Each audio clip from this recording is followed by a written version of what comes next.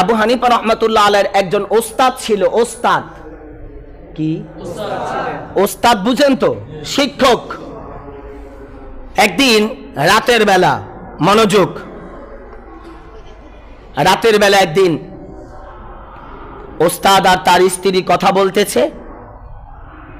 তো ওস্তাদ চাঁদের দিকে তাকায়া বলছে, চাঁদের দিকে তাকায়া,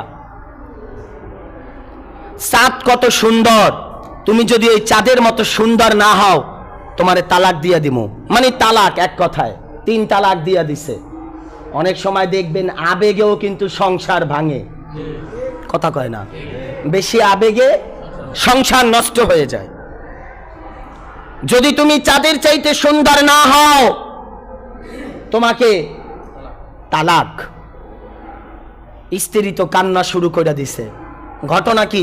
আমি তো চাঁদের মতো জীবনেও সুন্দর হতে পারবো না, চাঁদের চেয়ে আমার তো চেহারা কুৎসিত কালো, আমার স্বামী আমাকে তুচ্ছ তাচ্ছিল্য করে আমার সংসারটা করতে চায় না, তাই আমাকে তালাক দিয়ে দিতে চায়, আমি কি করব? তিনি একজন আলেমের কাছে গেলেন, আলেম ফতুয়া দিলেন, কথা কয় না, তালাক বলেন। আলেম ফতুয়া দিছে তালাক। আবু হানিফার ওস্তাদ তিনিও ফতুয়া দেওয়ার পরে তিনিও চিন্তায় পড়ে গেছে, আমার বউ তো তালাক। আমি আপনাদেরকে কথাগুলো কেন বলছি? ইসলামে এখন আমাদের সমাজে কিছু মানুষ তারা স্ত্রীকে তালাক দিয়ে দিয়ে আবার সংসার করে। আবার কয়েকদিন আগে দেখলাম 2 ঘন্টার লেগে বিয়ে করছে। নাউজুবিল্লাহ বলবেন না? 2 ঘন্টায় বিয়ে হয়? কথা বলে না। না, আবার আর এক ফতুয়া দেখলাম, এক আলেম নিয়া বিয়া করছে, তালাক দিছে, আবার ওই বৌরি বিয়া করছে 40 দিন যাওয়ার আগে। নাউজুবিল্লাহ বলেন। এটা ইসলামে কোনোদিন জায়েজ নাই। বলেন, ইসলামে কোনোদিন জায়েজ নাই। ইসলামে শুধু একটা উপায় আছে, তালাকের মাসআলা। তামাম পৃথিবীর সমস্ত মুফতিগণ ঐক্যমত, তালাকের মাসআলা। কোন স্বামী স্ত্রী যদি তালাক দিয়ে দেয়, 3 তালাক স্বামী স্ত্রীকে, 3 তালাক দেওয়ার পরে ওই স্ত্রী 41 দিন পার হবে। কতদিন?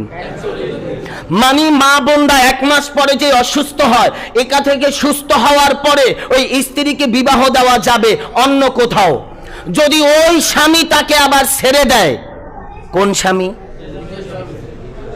দ্বিতীয় স্বামী যিনি বিয়ে করেছে, ওই স্বামী যদি তাকে স্ব ইচ্ছায় কোনো কাজে অথবা মারা যায় অথবা কোনো ভাবে তাকে ছেড়ে দেয়, এরপরে যদি প্রথম স্বামী ওই স্ত্রীকে আনতে চায়, তাহলে আবার তাকে ইদ্যত পালন করে 40 দিন পার করতে হবে। আপনারা কি আমার কথা বুঝেন? এই 40 দিন পার হওয়ার পরে তারপরে আবার ওই যে হিল্লা যেটা কয়, এটা তো দিছে, এখন এরপরে চাইলে পুনরায় আবার নতুন করে বিয়ে করতে হবে শরীয়তের সমস্ত বিধান মাইনা। আপনারা কি আমার কথা বুঝতেছেন? তাহলে এটা মাসআলা জটিল, কঠিন। আবার কোনটাকে যদি কেউ বিয়ে করে, আমি তোমারে বিয়ে করলাম, তাও চলবে না। স্ত্রীর সাথে স্বামী স্ত্রী সংসার করতে হবে, কোনটাকে হলেও হবে না, সংসার করতে হবে, স্বামী স্ত্রীর সম্পর্ক তৈরি করতে হবে।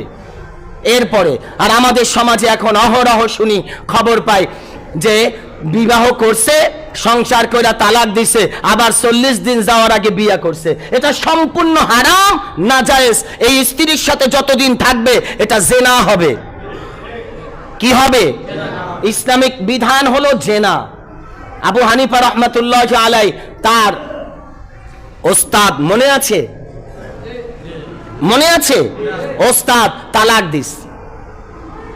তো হঠাৎ করে ওস্তাদের মাথায় পড়লো, ভিতরে ঢুকলো, এই বিপদ থেকে বাঁচার আর কেউ না পারলেও আমার একজন ছাত্র আছে আমার চেয়ে বড় পাক্কা, যদি আমি তার কাছে যাই হয়তো ফয়সালাটা আমার পক্ষে আসতে পারে। তিনি দৌড়াইয়া গেছে, স্ত্রী দুইজনই গেছে, যে এই অবস্থা, কথা তো বলে ফেলেছি, পাশ থেকে আলেম ওলামা তারাও বলছে তালাক, আমি একজন মুফতি, আমিও জানি তালাক, করণীয় কি?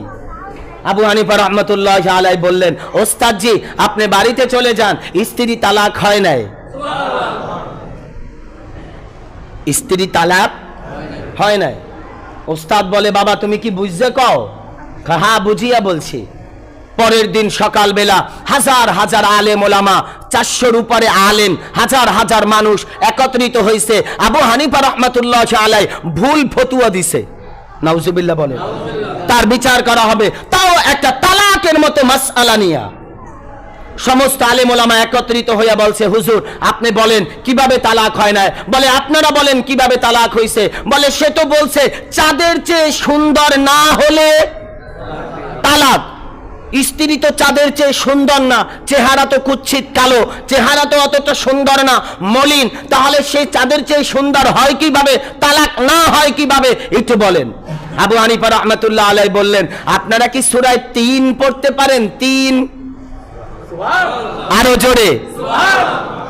সবাই বলে, আপনি কি আমাদের সাথে ঠাট্টা মজাক করছেন? আমরা 3 পড়তে পারবো না কেন? সাধারণ মুসল্লিও পারে। ওয়াত্তিনি ওয়াজ্জাইতুন ওয়াতুরি সিনিনা ওয়া হাযাল বালাদিল আমিন লাকাদ খালাকনাল ইনসানা ফি আহসানি তাকবীম, এই সূরা আমরা পারি। আবু হানিফা রাহমাতুল্লাহ আলাইহি বললেন, আবার পড়েন। এই বাচ্চারা, এই শোনো। আবু হানিফা রাহমাতুল্লাহ আলাইহি বললেন, আবার পড়ো।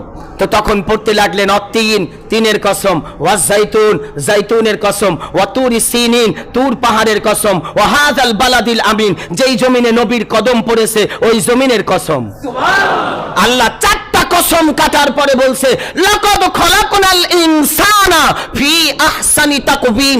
আমি আল্লাহ 4টা কসম কাটার পরে বললাম, আমি মানুষকে সৃষ্টির সবচাইতে সুন্দর করে বানাইছি। সুবহানাল্লাহ। আবু হানিফা রাহমাতুল্লাহ আলাইহি বললেন, আল্লাহ বলছে মানুষকে সৃষ্টির সবচাইতে সুন্দর, চাঁদ কি সৃষ্টি না?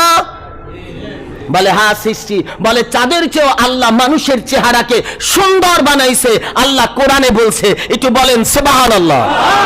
আলেমরা ফতুয়া দিয়েছে, হুজুর তাইলে তালাক হয় নাই, স্ত্রীর সংসার টিকে গেছে।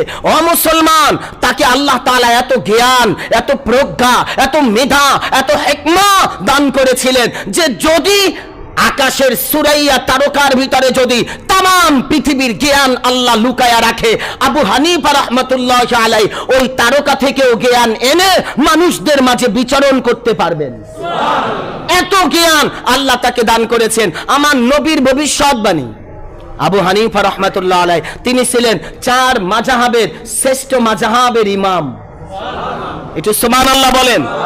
যিনি তার ছোটবেলায় ওস্তাদের জুতা দিয়া মাথার টুপি বানাইছিলেন। কার জুতা দিয়া?